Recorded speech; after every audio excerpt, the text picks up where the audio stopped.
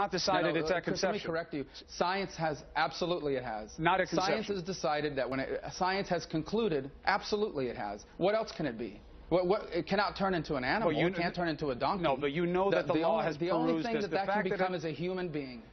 Look, of course, I understand the logic, but it's a little too simple. It can't be anything else. Senator, I understand that, but that's oversimplifying it a little bit. Straightforward. This is not my argument. This is a presented argument of science.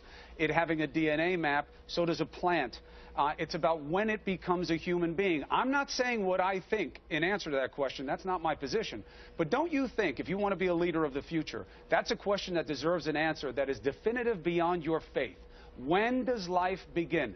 None of you are calling for any type of panel for consensus. That's your faith. That's your faith.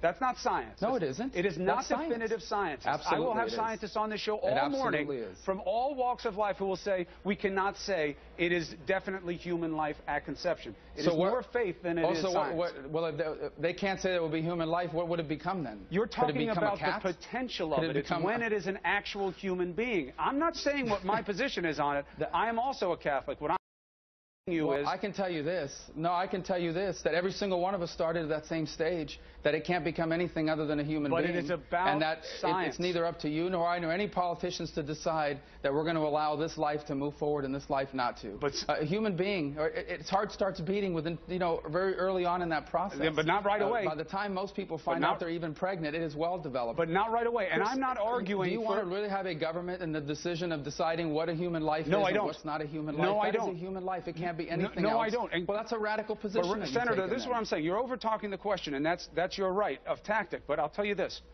When it begins should not be a focus of faith or of suggestion. It should be of science, just like we did when life ends. We used to have these same arguments 25, 30 years ago. You had scientists come together. They clarified a lot of positions. I'm saying, if you're going to be a leader of the future, this is something that deserves an answer that goes beyond faith. That's all I'm saying as a suggestion, not as an answer not as a suggestion to the answer of the question. Well, first of all, I'm happy that my faith, let me tell you something, I'm happy that my faith influences my political position, because my faith teaches me to care for the needy. My faith teaches me to respect and love even my enemies. My faith teaches me to forgive those who slight me. So people should hope that my faith influences my political position. And in this case, yes, I'm proud to say that my faith influences me. It teaches me that God knew us when He formed us in the womb.